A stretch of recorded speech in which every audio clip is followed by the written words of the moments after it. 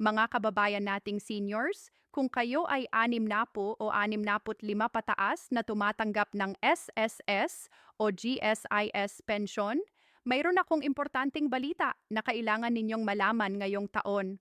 Umupo muna kayo ng maayos, kumuha ng kape o tubig, at makinig dahil ang mga susunod kong sasabihin ay maaaring magbago ng inyong buhay sa mga susunod na taon. Alam ko, maraming kumakalat na balita sa social media, maraming nangako ng malaking bonus, pero ako ay magsasalita lamang ng totoo, ng verified information mula sa SSS at GSIS mismo. Bakit? Dahil ayaw ko kayong ma-disappoint, ayaw ko kayong mag-expect ng hindi totoo, at higit sa lahat, gusto kong makatulong sa inyo na talagang maintindihan kung ano ang tunay na karapatan ninyo. Sa nakaraang mga buwan, maraming seniors ang nagtanong sa akin, totoo ba yung 13,000 piso bonus? O may 12,000 piso ba talagang increase? At ang sagot ko, pakinggan ninyo ang buong kwento dahil ang totoo mas importante pa kaysa sa mga fake news na yan.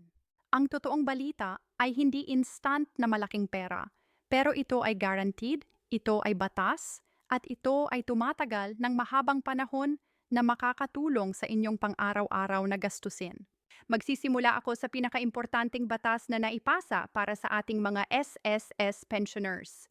Noong Hulyo 2024, nilagdaan ni Pangulong Marcos ang Republic Act 12,066, nakilala bilang SSS Pension Reform Program. Ano ba talaga ang ibig sabihin nito sa inyong bulsa? Ganito yan mga kabayan. Kung kayo ay retirement pensioner or disability pensioner ng SSS, makakatanggap kayo ng 10% pension increase bawat taon sa loob ng 3 taon. Nagsimula ito ngayong Setyembre 2025. Ibig sabihin, kung ang inyong monthly pension ngayon ay 5,000 piso, magiging 5,500 piso yan pagdating ng Setyembre 2025. Pagdating naman ng Setyembre 2026, tataas ulit ng 10%, kaya magiging 6,050 piso. At sa Setyembre 2027, tataas ulit ng 10%, kaya ang dati ninyong 5,000 piso ay magiging 6,655. Yan ay total na 33% increase sa loob lang ng 3 taon. Hindi yan fake news, yan ay nakasulat sa batas, yan ay guaranteed ng gobyerno. Ngayon, para naman sa ating survivor pensioners, yung mga asawa o anak na tumatanggap ng pension dahil pumanaw na ang breadwinner, may 5% increase din kayo bawat taon sa loob ng 3 taon. Kung ang inyong monthly pension ngayon ay 3,000 piso, magiging 3,100 at 50 piso yan sa Setyembre 2025. Pagdating ng Setyembre 2026, magiging 3,300 at 7 piso at 50 sentimo. At sa Setyembre 2026, 2027, magiging 3,472 piso at 87 sentimo. Yan ay 16% total increase sa 3 taon. Alam kong mas maliit kaysa sa retirement pensioners, pero yan pa rin ay malaking tulong lalo na sa ating mga balo na nag-aalaga pa ng mga apo. Pero tandaan ninyo mga kabayan, ang increase na yan ay hindi retroactive. Ibig sabihin, kung nagsimula na ang Setyembre 2025, hindi kayo makakakuha ng bayad para sa mga nakaraang buwan. Ang increase ay magsisimula lang sa buwan na iyon mismo. Kaya mahalaga na lagi kayong updated sa inyong account at siguruhing tama ang inyong contact information sa SSS. Maraming seniors ang nawalan ng benefits dahil mali ang address na nakaregister or expired na ang ID or hindi na active ang bank account. Huwag kayong maging isa sa kanila. Ngayon, pag-usapan naman natin ang ika-13 buwang pensyon na tunay na natatanggap ng SSS at GSIS pensioners bawat Disyembre. Ito ang totoo.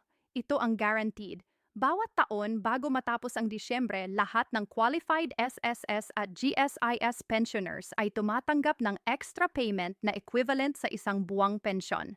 Kung ang regular monthly pension ninyo ay 6,000 piso, makakakuha kayo ng additional 6,000 piso sa Disyembre. Kung 8,000 piso ang pension ninyo, 8,000 piso din ang 13th month pay ninyo, walang complicated computation, walang hidden conditions. Ang kailangan lang ay kayo ay active pensioner at walang pending issues sa inyong account. Pero maraming hindi nakakaalam nito mga kabayan. Mayroon pang mga additional benefits na maaari ninyong i-claim.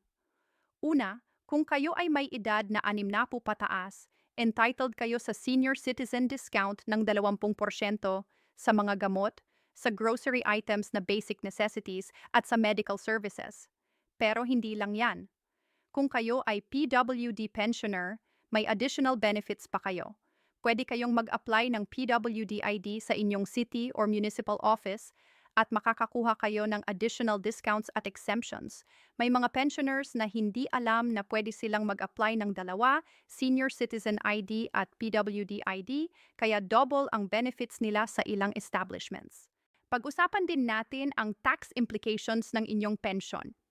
Ang karamihan ng SSS at GSIS pensions ay tax-exempt. Ibig sabihin, ang buong halaga na natatanggap ninyo ay walang binabawas na buwis. Pero kung mayroon kayong ibang income sources tulad ng rental properties, business, o part-time work, maaaring may tax obligations pa rin kayo. Ang advice ko, kung kumikita kayo ng mahigit 250,000 piso annually mula sa ibang sources, mag-consult kayo sa BIR or sa isang accountant para sigurado na compliant kayo.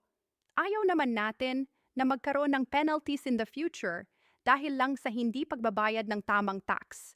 Mayroon ding mga pensioners na hindi alam na pwede pa nilang i-increase ang pension nila through voluntary contributions. Kung kayo ay nag-retire na pero feel ninyo na kulang pa ang contributions ninyo noon, pwede kayong magbayad ng additional contributions to increase your credited years of service. Mas maraming taon ng serbisyo, mas mataas ang pension computation.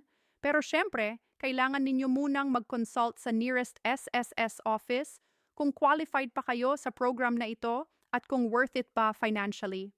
Ngayon, pag-usapan natin ang mga practical tips para sa pag-claim ng inyong pension at para masigurado na walang mawawala sa inyong pera. Una, lagi ninyong i-update ang inyong contact information. Kung lumipat kayo ng bahay, kung nagpalit kayo ng phone number, o kung nagpalit kayo ng bank account, agad kayong magpunta sa SSS o GSIS para i-update yan. Maraming pensioners ang hindi nakakatanggap ng important notices dahil outdated ang information nila. Pangalawa, mag-enroll kayo sa online services. Ang SSS at GSIS ay may online portals na kung saan pwede ninyong i-check ang inyong pension status, i-download ang contribution history, at mag-submit ng mga requirements without going to the office. Alam kong mahirap para sa seniors na hindi sanay sa technology, pero pwede ninyong ipagawa sa inyong mga anak o apo. Isang beses lang yan, tapos madali na ang lahat. Pangatlo, regular na i-check ang inyong bank account or kung saan ninyo nire-receive ang pension. Minsan may delays, minsan may errors sa system, at kung hindi ninyo agad nababanggit, baka mahirapan kayong i-trace yung missing payment. Pang-apat, mag-ingat sa mga scammers. Maraming tumatawag or nagte-text na nagsasabing may kailangan kayong bayaran or may kailangan kayong i-update para makuha ang bonus. Ang SSS at GSIS ay hindi humihingi ng pera through phone or text.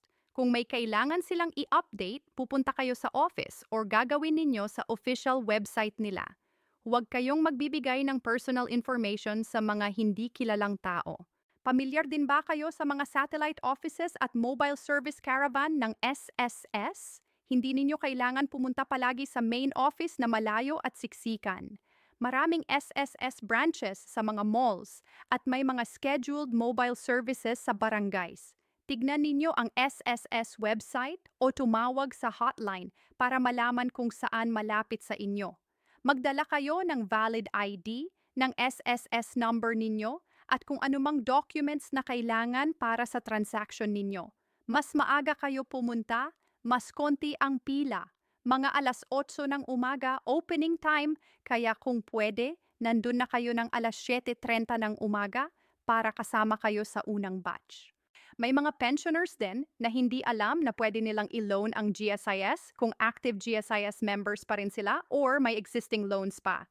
Kung kayo ay GSIS pensioner pero dating government employee, pwede kayong mag-apply ng emergency loan, summer Christmas loan, or enhanced cash advance depende sa eligibility ninyo. Hindi lahat ay qualified pero walang mawawala kung tatanungin ninyo.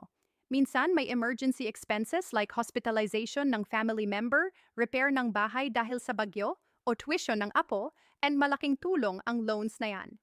Pag-usapan din natin ang claiming strategies para ma-maximize ninyo ang benefits. Kung kayo ay may asawa na may sariling pension din, mas maganda kung separate ang bank accounts ninyo para organized ang finances. Kung may pension kayo na 7,000 piso at ang asawa ninyo ay 5,000 piso, yan ay total 12,000 piso buwan-buwan plus 13th month pay sa Disyembre. Pero kung isang account lang lahat, minsan nagugulo ang records at mahirap i-track. Pangalawa, kung kayo ay may loan sa SSS o GSIS, tandaan na ang loan payments ay automatically binabawas sa pensyon ninyo. Kaya kung ang gross pension ninyo ay 8,000 piso pero may loan payment na 1,500 piso buwanan, ang net ninyo ay 6,500 piso lang. I-plan ninyo ng maayos ang payment terms para hindi masyadong mabigat sa budget. Sa mga may sakit o regular na naggagamot, gamitin ang PhilHealth benefits ninyo in combination with senior citizen discount. PhilHealth ay may coverage para sa hospitalization, consultations, at ilang medications.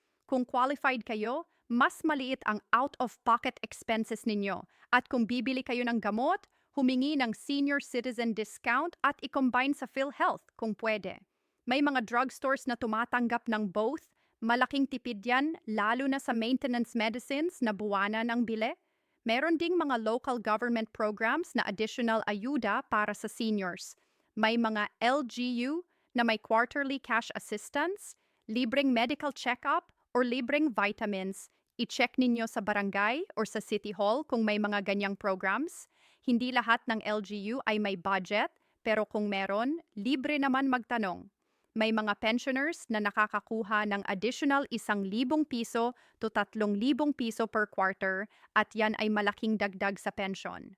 Para naman sa mga survivor pensioners na may 2 o higit pang benepisyaryo, ang pension ay divided equally.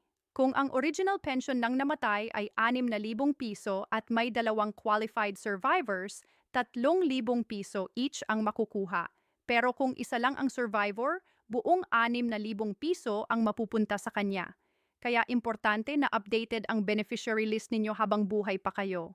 Kung may gustong baguhin, pumunta sa SSS o GSIS para i-update.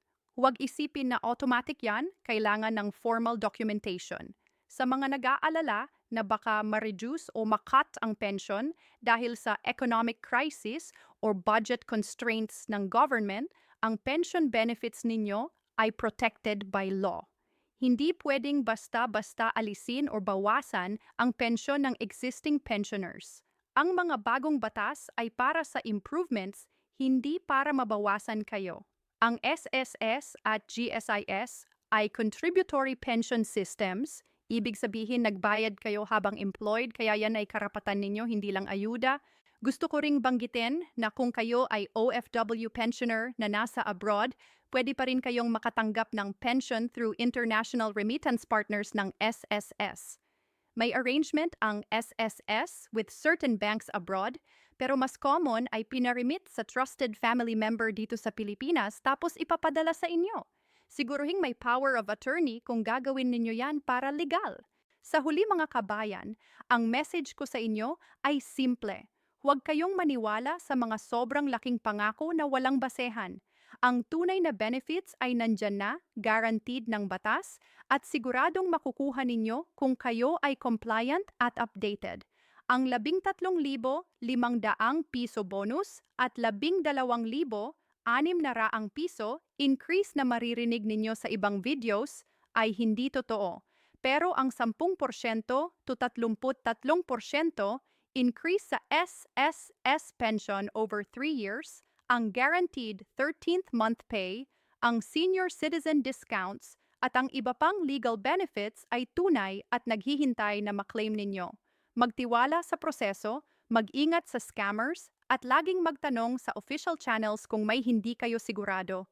Kayo ay deserving ng respeto, ng tamang impormasyon, at ng buo ninyong pensyon. Maraming salamat sa pakikinig at sana ay nakatulong ang video na ito sa inyong kaalaman. Hanggang sa muli, mag-ingat kayo at God bless.